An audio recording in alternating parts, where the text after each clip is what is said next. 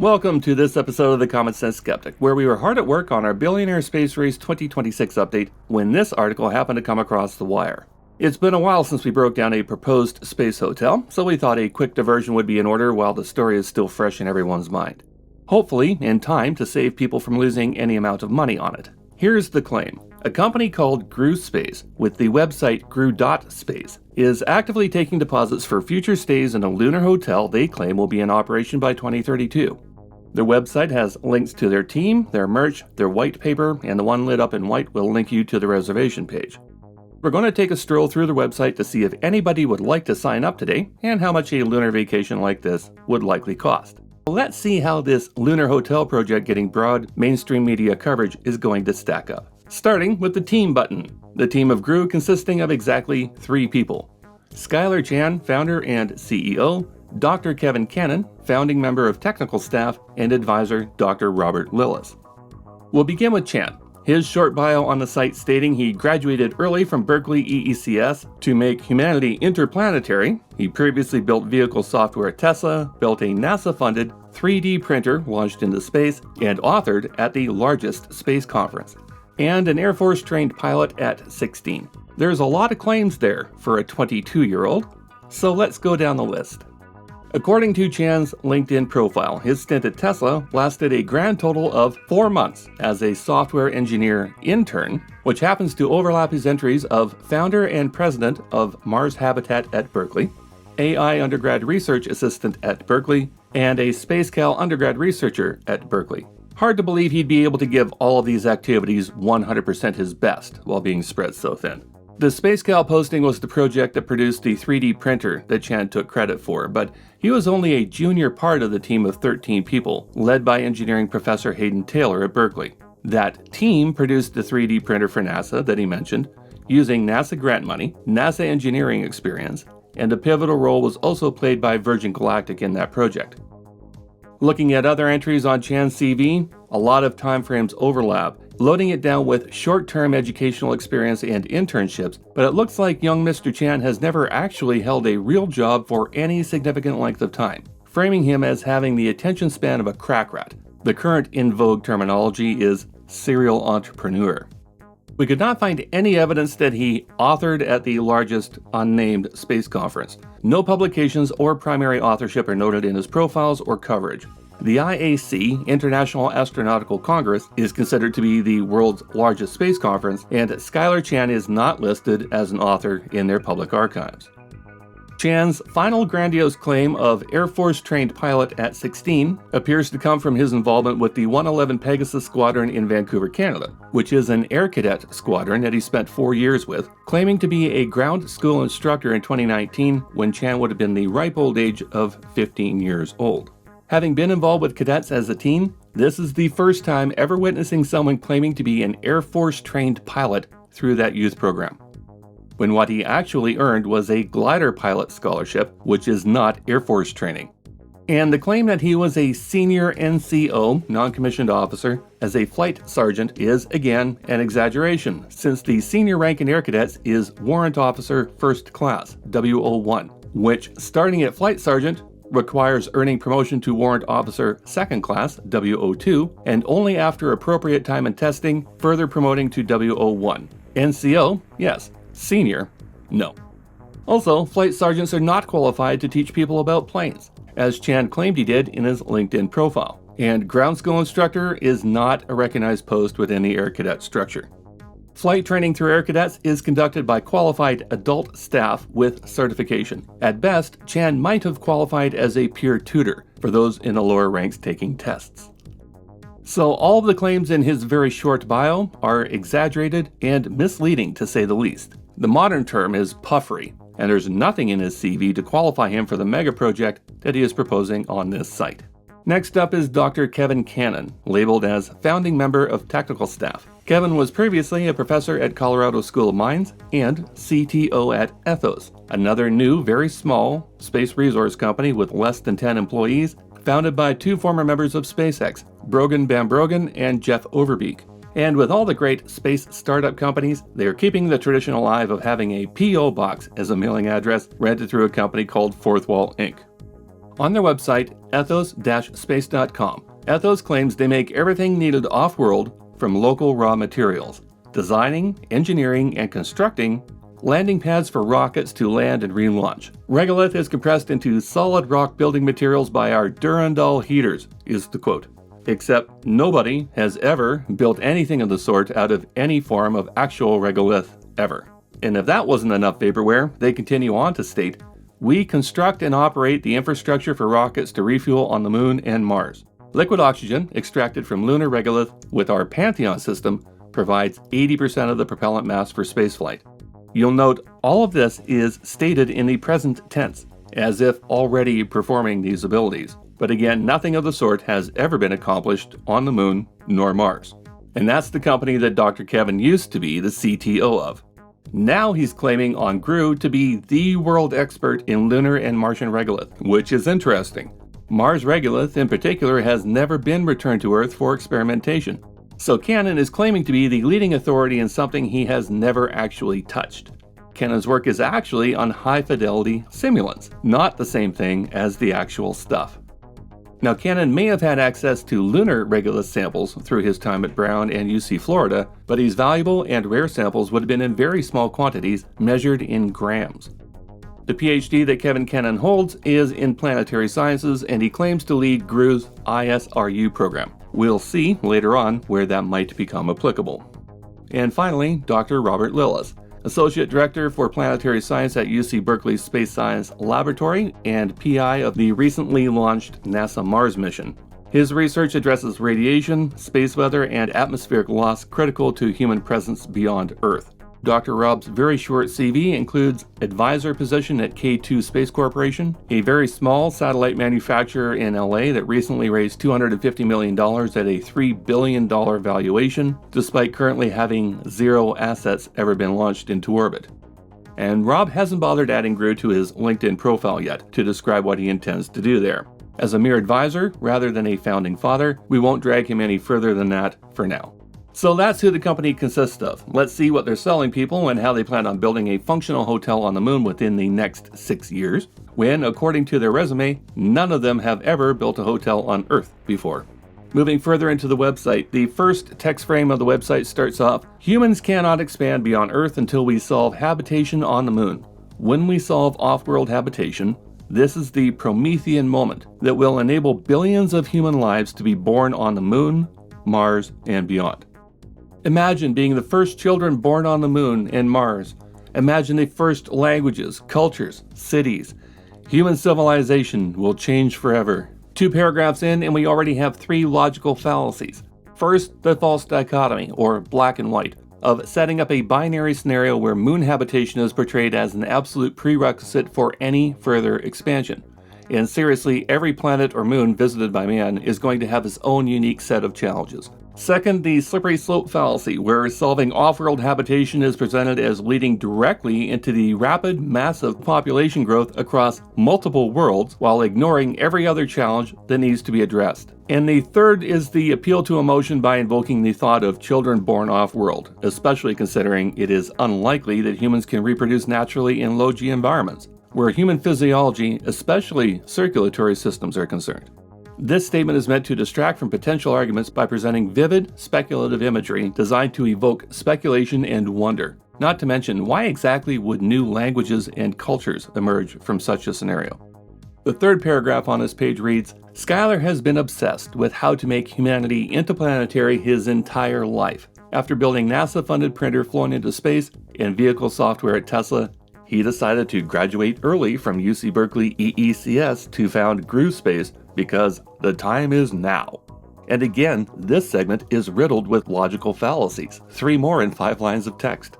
Another appeal to emotion with his self-declared lifelong obsession. This appeals to wonder rather than provide any meaningful evidence of his capability, and attempts to discourage critical scrutiny of the project's feasibility by portraying the young Mr. Chan as some noble figure.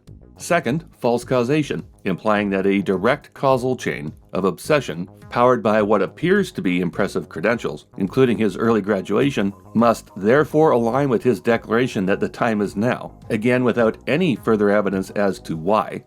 The third and final fallacy, the appeal to authority, also known as the halo effect, despite Chan not being entirely forthcoming about the actual nature of his involvement with Tesla as a 4-month summer intern, and making no mention of the other 13 people on the team behind the 3D printer project that was headed up by the UC Berkeley professor. 3 paragraphs with 6 distinct logical fallacies. Yeah, we're off to a great start, and we haven't even gotten past their mission statement yet. Moving on to the next tab, here's something for the adventurers. An application link to join their team as a founding member of technical staff in San Francisco. If you're looking for a good laugh, give this a read because the level of delusion in this posting alone will have you blowing coffee out of your nose. But we don't want to spoil the surprise for you, so we're going to skip over that for now. And before moving into the white paper tab, let's take a browse through their merchandise page, where for $47 you can get a t-shirt with a picture on it that doesn't appear anywhere on their website. For $20 you can get a coffee mug with their company initials, or for $71 you can grab a hoodie with their Making Life Intergalactic logo on it, from people who obviously have no idea what intergalactic means. Creating a hotel on the moon is not intergalactic. Creating one on Mars or Pluto? Nope. How about inhabiting any of the known planets around Proxima Centauri? That's also not intergalactic. You could travel to the outer reaches of the area that Star Trek calls the Delta Quadrant, and still not be intergalactic. From the outer rim of the Milky Way, the closest major spiral galaxy is Andromeda, and to get there you have to cross 2.5 million light years of vast, near-vacuum and intergalactic medium to hit the outer rim of that galaxy, assuming there's no galactic barrier at either end as depicted in the Star Trek lore. At that point, you can claim to have completed successful intergalactic travel, and thereby have the shirt mean something. Time to take on their 17-page white paper because this is obviously what Y Combinator would have had to review before giving Chan their endorsement. It starts off by saying we live at an inflection point where we can actually become interplanetary before we die. At this point, after adding 2 more in a single sentence, we might as well just ignore the logical fallacy count and expect the rest of the document to be presented in the same fallacious way. The founding philosophy of GRU Space involves a singular absolute conviction. Humanity's transition to a spacefaring species is not a question of if, but when. And we'll tell you right now, before going any further, that there is not a single biological system in a human body that is meant to leave the conditions found on Earth. As we've gone through before at length, everything from circulatory systems right down to the density of our bones depends upon experiencing normal levels of gravity. Our susceptibility to minor variations in radiation exposure, oxygen levels, humidity levels, hydration, and even diet preclude our ability to pack up and head out to the next planet over. Humans were built on Earth to survive on Earth. And in order to continue surviving away from Earth, we need to bring pockets of Earth with us to live in. The paper correctly identifies that there is currently no established playbook for a lunar or Martian economy, nor is there a closed-loop infrastructure capable of sustaining human life independent of Earth. So right away our question to GRU would be, where is your finalized, enclosed, sealed proof of concept hotel on Earth that you intend to replicate on the surface of the moon? For that matter, where is anybody's proof of concept in this regard? The third paragraph states emphatically that GRU Space rejects the notion that we must wait for external validation or government consensus to build the future. We're going to touch back on this shortly because one of the claims they make later proves that they really don't understand the waters that they're wading into. So let's jump down to what they have in error referred to as their 5 foundational theses regarding the evolution of a space economy. Delusion would be more appropriate here. So a thesis is the presentation of an idea, but it's only the beginning of a conversation about a topic. And that's where many people fall short in conversational discourse on these types of topics. To properly formulate a theory requires pushback in the form of an antithesis, pronounced antithesis, which most people are apparently not scientifically literate enough to conceive or present. It is through this back and forth between thesis and antithesis that synthesis of a theory is created. Without that pushback, theses are automatically assumed to be valid theories, and that's how we get nonsense like this being presented as fact. On the inevitability of expansion, despite being inherently a curious and expansive species, humans are not even able to occupy every corner of this planet without incurring some form of physical damage. Whether that's due to lack of oxygen, as on Mount Everest, or lack of water, as in the Australian outback, or lack of resources, as with Antarctica, which is why half the population of humans on Earth live within 200 kilometers of a large body of water. The quote, "exploration drives quality of life," is pointing to past explorations as historical precedent for improving quality of life through expansion and exploration, which completely ignores the fact that each of those expeditions happened on Earth, within the biosphere that we are actually built for. It ignores the fact that these conditions are not known to definitively exist anywhere else in the universe, and most certainly not within our solar system. We would point out, as we have done before, that the lack of sufficient nitrogen stores on Mars are a showstopper, since nitrogen is a basic building block element for animal and plant life, and the lack of any atmosphere whatsoever on the Moon includes the complete absence of nitrogen. Beyond resource scarcity, you then have to consider radiation concerns, extreme temperature fluctuation, and energy scarcity. Again, to survive away from Earth, we have to bring pockets of Earth with us to inhabit. This continues on to point 3, the necessity of in situ infrastructure that requires humans to live within the restraints of resource scarcity at their destination, something that was possible on Earth due to global biosphere, but will frankly be impossible away from Earth. As stated before, if you have no suitable source of nitrogen, your fantasies of growing plants or reproducing animals off-world will never become reality. And that's just one element shortfall of many on both the Moon and on Mars. The next argument is civilizational autonomy, claiming that the next great economic power will be defined by orbital and planetary mechanics. They state, "The company that establishes the first closed-loop manufacturing capability on Mars will secure the economic foundation of the solar system." But here's the thing, there is no economic model supporting the colonization of Mars, since Mars has nothing of value that cannot be found on Earth for less money than establishing an entire manufacturing ecosystem to extract, refine, and utilize resources. We bring up I-pencil a lot in online debates. That's the Milton Friedman stated reality that nobody on Earth can build a pencil, considering the materials required and the extension backwards of what is required to produce those materials before the pencil can be considered and assembled. And if you cannot do that on Earth, it will be infinitely more difficult to even attempt on Mars.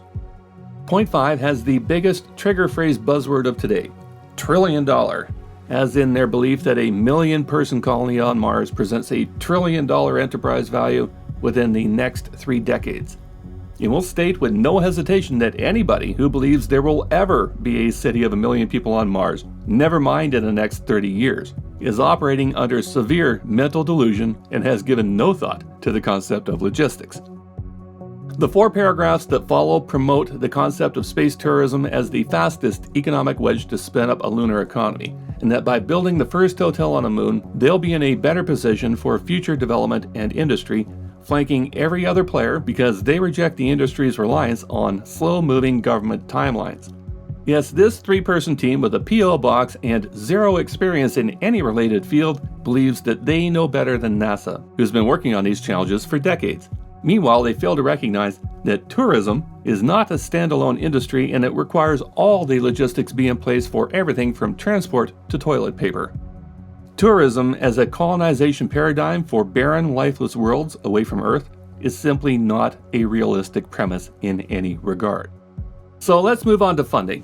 Like so many other previously debunked space startup scams, GRU is going to target the high net worth individuals that can afford to throw money away on projects that never go anywhere, like 90% of the startups coming out of Silicon Valley in the past 40 years that chased after this same venture capital. By doing this, they believe they'll be bypassing the bureaucratic bottlenecks of space contracting and creating immediate commercial utility with absolutely no further explanation on the page.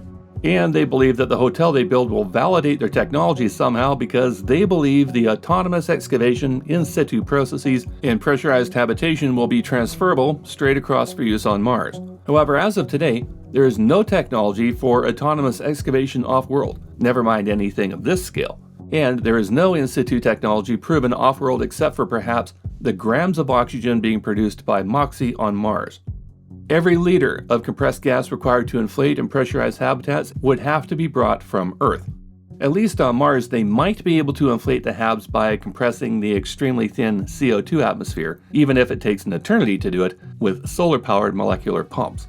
And the next statement demonstrates their total level of delusion. By anchoring our roadmap to a commercial product with intrinsic demand, the Moon Hotel. We end-run competitors who are waiting for NASA to request a shovel. The statement is ridiculously overconfident and detached from reality in several interlocking ways. First, it treats a completely hypothetical, never-before-built, never-tested lunar surface hotel as if it already has intrinsic demand and functions like a proven commercial product with a waiting customer base. In truth, there is zero demonstrated market demand for paid multi-day stays on a lunar surface as of 2026. Calling a moon hotel an anchoring commercial product with intrinsic demand is marketing fiction, not evidence-based business planning. Second, the phrase end-run competitors who are waiting for NASA to request a shovel is pure bravado that collapses under even mild scrutiny. No serious lunar surface player is waiting for NASA to request a shovel. NASA's $2.6 billion CLIPS program has already awarded multiple commercial lander contracts, including to Blue Origin, Intuitive Machines, Astrobotic, and Firefly, and is paying companies right now to develop and deliver payloads, including regolith moving and site preparation experiments. Everyone building credible lunar surface hardware is already digging, testing excavators, sintering regolith, or flying precursor missions without needing NASA to literally ask for a shovel first. GRU is not cleverly bypassing a non-existent bottleneck. It is simply announcing that it intends to do the same extremely hard things everybody else is already doing, but with far fewer resources, no flight heritage, and a 3-person team. Third, the entire premise hinges on the fantasy that a luxury hotel can be profitably built and operated before the basic enabling technologies are mature. Things like reliable crewed landing and ascent, sustained life support for weeks, meaningful radiation protection, closed loop or near closed loop consumables, reliable power through the lunar night, dust mitigation, EVA suit durability, abort to orbit capability, etc. History shows how the opposite sequence is true. Governments and large contractors first establish minimal sustained presence and prove the enabling stack, such as Apollo, the ISS, and the planned Artemis base camp.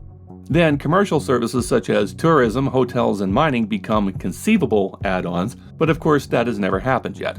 Trying to leapfrog straight to a luxury resort skips every painful, expensive, failure-prone step that has to be solved first. It'd be like announcing that you're going to build and profitably operate the first 5-star hotel on the summit of Mount Everest before anybody has ever established a reliable oxygen supply chain or fixed ropes to the Hillary step. In plain English, this claim is ridiculous because it pretends that a startup with essentially no team, no hardware, no demonstrated capability, and no actual paying customers yet, can end-run the entire global space development ecosystem by simply declaring that a moon hotel is both the easiest path to lunar infrastructure and a self-evident moneymaker. That is not clever strategy, that's cartoon-level wishful thinking dressed up as disruption. The points explained under the next header take this presentation from wildly aspirational to either reckless disregard for or willful ignorance regarding international law. And that's where we're going to pick up when we come back for part 2 of Debunking GRU Space, in production now for release within the next week. Hit the thumbs up, the notification button, and subscribe to make sure you know when part 2 drops, because as it turns out, we are just getting started. When part 2 is ready to go, the link will appear right here.